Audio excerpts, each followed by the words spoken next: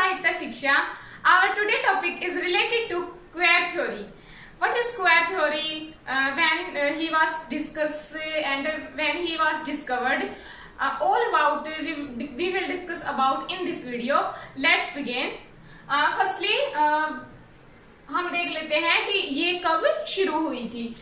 तो और what is the meaning of queer theory. First time 1990 में टेरेसा दे ल्यूक्रेटिस ने, जो एक इटालियन ऑथर थी, उन्होंने फर्स्ट टाइम क्वेयर थ्योरी की जो कॉन्फ्रेंस थी उसको ऑर्गेनाइज करा था. और 1990 के बाद ही क्वेयर थ्योरी जो है वो एकेडमिक लेवल पे मानी जाने लगी. उससे पहले जो क्वेयर थ्योरी थी उसका इतना एग्जिस्टेंस नहीं था. हालांकि जो जिन चीजों से ये रिलेटेड है क्वेयर थ्योरी, उनका एग्जिस्टेंस पहले ही आ गया था, बट इतना ज्यादा नहीं था जितना कि 1990 के बाद एस्टेब्लिश हुआ. तो अब हम जान लेते हैं कि what is the meaning of queer. Actually, the meaning of queer according to literature and literary writers is queer means homosexuality. या हम कह सकते हैं कि वो चीज जो सोसाइटी के नॉर्म्स के खिलाफ हो. सबसे पहले जो क्वेयर है वो एक एब्यूजिव वर्ड माना जाता था, बट उसके बाद जैसे जैसे राइटर्स ने इसके बारे में लिखना शुरू किया तो इसको एक एग्जिस्टेंस मिला. अब हम जान लेते हैं कि हमें ये पढ़ना क्यों जरूरी है. एक्चुअली ये जो कंसेप्ट है वो कल्चरल स्टडी से रिलेटेड है, तो इसलिए हमारे पॉइंट ऑफ व्यू से भी ये इम्पोर्टेंट हुआ. तो क्वेयर थ्योरी का जो मीनिंग होता है वो यही है कि ये उन रूल्स के अगेंस्ट काम करता है जो सोसाइटी ने बनाए हुए हैं, यानी कि सोसाइटी के नॉर्म्स के खिलाफ जाके ये खड़ा होता है. जैसे कि होमोसेक्सुअलिटी होगी, फेमिनिज्म हो गया, उन चीजों के ऊपर काम करता है. और सबसे मेन पॉइंट जो है वो है इनइक्वलिटी, कि जहां पर इक्वलिटी नहीं है उस चीज के जगह पे ये जाके काम करता है. ओके, आई होप कि ये मीनिंग आपको क्लियर हो गया होगा. चलो अब जान लेते हैं कि आगे क्या होता है. अब it is also related to post structuralist and feminism. Post structuralist का मतलब क्या है? स्ट्रक्चरलिस्ट थे जो, वो एक स्ट्रक्चर पे काम करते थे कि अगर मतलब गर्ल है तो बॉय होगा, डे है तो नाइट होगी. बट जो पोस्ट स्ट्रक्चरवादी आए उन्होंने बोला कि जरूरी नहीं कि हम एक अपोजिशन पे ही काम करें, हर चीज की बाइनरी ढूंढे हम कि उसका ड्यूअलिटी ही जरूरी है. पोस्ट स्ट्रक्चर वालों ने बोला कि हर चीज की जरूरी नहीं कि हम उसकी ड्यूअलिटी ढूंढे, डे है तो नाइट ही होगा, उसके बीच में इवनिंग भी है, उस चीज के ऊपर काम करा. यानी कि हर चीज का एक स्ट्रक्चर होना जरूरी नहीं होता. और फेमिनिज्म था. फेमिनिज्म के ऊपर हम पहले ही ऑलरेडी 2 वीडियोस अपलोड कर चुके हैं कि फेमिनिज्म कैसे आया, उसकी कितनी वेव्स थी, अभी जो इन कंटिन्यू अभी कैसे उसके वो काम कर रहा है. और उसके बारे में और इंफॉर्मेशन जानने के लिए चैनल को सब्सक्राइब करें और वो 2 वीडियोस देख लीजिए ताकि फेमिनिज्म का कंसेप्ट भी समझ में आ जाए. मेनली जो फेमिनिज्म का पॉइंट ऑफ व्यू था वो भी यही था कि इनइक्वलिटी को खत्म करना.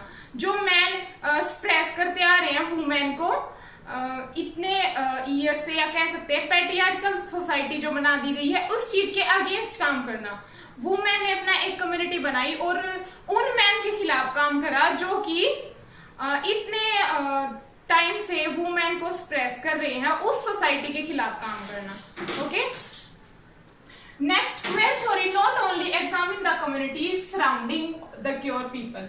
अब ये कहते हैं कि उन्हीं लोगों के लिए काम नहीं करती क्वेयर थ्योरी जो इससे रिलेटेड हैं, बल्कि इसके अलावा भी वो और कम्युनिटीज पे भी काम करती है.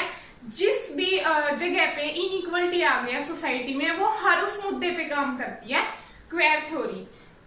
Okay, they cause who can not live according to social law. ये उनके गान होती है जो सोसाइटी के अनुसार नहीं चलते, अपनी एक अलग दुनिया मेंटेन करते हैं सोसाइटी के अगेंस्ट जाके. Okay, same sex living community have significant priority. और ये क्या कह रहे हैं मेनली कि सेम सेक्स, अगर एक गर्ल को एक गर्ल पसंद है और एक बॉय को एक बॉय पसंद है तो कोई ऑब्जेक्शन नहीं होना चाहिए. क्यों? क्योंकि सेम सेक्स भी जो है वो एक लिविंग कम्युनिटी है और उसको भी प्रायोरिटी दी जानी चाहिए. Okay, I hope you understand. The word queer was first used to describe homosexual in 19th century. What is the meaning of homosexual? जब एक लड़की को पसंद करती है, उसके साथ रहना पसंद करती है, और तो उसको बोलते हैं होमोसेक्सुअलिटी. तो ये उसी चीज को सपोर्ट करती है मेनली, होमोसेक्सुअलिटी को 19th सेंचुरी में. Queer theorists see sexuality as a discursive social construction. What is the meaning of discursive? Discursive is a term जो कि डिस्क्राइब करती है उस चीज को कि कोई पर्टिकुलर चीज है उसको एक स्ट्रिक्ट तरीके से ना बता के इस तरीके से बताए कि वो सबकी समझ में अंडरस्टैंडिंग पॉइंट ऑफ व्यू से जब आपके आगे किसी चीज को रिप्रेजेंट करा जाए। ठीक है, अब जैसे किसी चीज को मैं बोलूं कि वो ना गॉड का सिंबल है और उसको ना मतलब चर्च पे लटकाया जाता है और उसके लिए मतलब उसको ना बुरी आत्माओं या नेगेटिव पावर्स को दूर करने के लिए भी यूज करा जाता है, तो आपके मन में थोड़ा सोचने में टाइम लगेगा। बट अगर एक मैं सीधा बोलूं कि क्रॉस साइन, तो वो थोड़ा क्लियर पॉइंट है। तो डिस्कर्सिव का मतलब होता है जब हम घुमा फिरा के नहीं, क्लियरली किसी के आगे अपना पॉइंट ऑफ व्यू रखते हैं, that is called discursive. Okay, तो जो क्योर था वो भी इसी डिजायर के साथ यूज करा गया 19th सेंचुरी में कि वो सबको सोशली डिस्कसिव हो। जब थ्योरिस्ट उसको यूज करते हैं तो वो अंडरस्टैंडिंग वे से उन्होंने डिस्क्राइब करा था कि कोई भी इसमें जो कंफ्लिक्ट है वो ना रहे। Okay, next, social construction fluid, pure and continually negotiated rather than a natural fixed core identity। अब ये किस चीज के ऊपर काम करता है? जो सोसाइटी ने कंस्ट्रक्ट कर रखे हैं जो नॉर्म्स, उनके ऊपर। सेकंड है फ्लूइड, यानी कि जो सोसाइटी में फैल रखे हैं जो चीजें पहले से ही ऑलरेडी। एंड प्योर, प्योरिटी के ऊपर।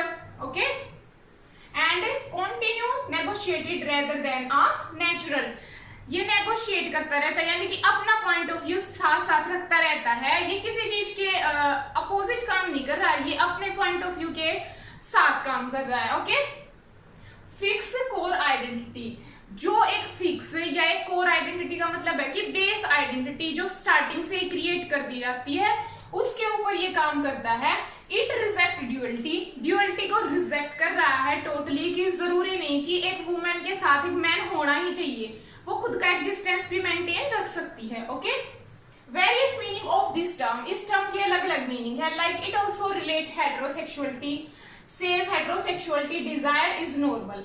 ये क्या कहती है कि जो हेट्रोसेक्सुअलिटी डिजायर है, यानी कि अगर एक वुमेन साथ में है, गर्ल या बॉय साथ में है, तो इस चीज का सपोर्ट करना चाहिए सोसाइटी को। अगर वे लेस्बियन को एक्सेप्ट करते हैं तो इससे एक सोसाइटी में चेंज आ सकता है। ओके, और कहते हैं कि हेट्रोसेक्सुअलिटी डिजायर इज नॉर्मल। कैसे? अब हेट्रोसेक्सुअलिटी के ऊपर रिसर्चर भी ये कहते हैं कि ऐसा कोई प्रूव नहीं है कि जिससे ये एक्सेप्ट करा गया हो कि मैन ही वुमेन की तरफ क्यों अट्रैक्ट होता है या वुमेन मैन की तरफ क्यों अट्रैक्ट होती है। ये एक ऐसा बोला गया है कि ये एक जेनेटिक होता है, क्योंकि जहां से हम आए होते हैं तो हमारे जीन्स के अंदर होता है कि हम मैन की तरफ अट्रैक्ट हो जाते हैं। अदरवाइज अगर हम फीमेल की तरफ अट्रैक्ट हो रहे तो ये हमारा प्रोस्पेक्ट नहीं है। इसमें आपको बिल्कुल भी ये समझने की जरूरत नहीं है कि ये कुछ अलग चीज है। एक्चुअल में जो मेल और फीमेल एक दूसरे की तरफ अट्रैक्ट होते हैं वो भी जेनेटिकली होता है या एनवायरमेंट के हिसाब से होता है। तो अगर वो उसको ड्यूअलिटी को छोड़कर अपनी एक अलग दुनिया बना रहे तो उसका कोई भी जो विरोध है वो नहीं होना चाहिए। आई होप कि ये क्लियर हो गया होगा आपको। चलो अब इसके कुछ थ्योरिस्ट के बारे में जान लेते हैं जिन्होंने इसके ऊपर काम करा है।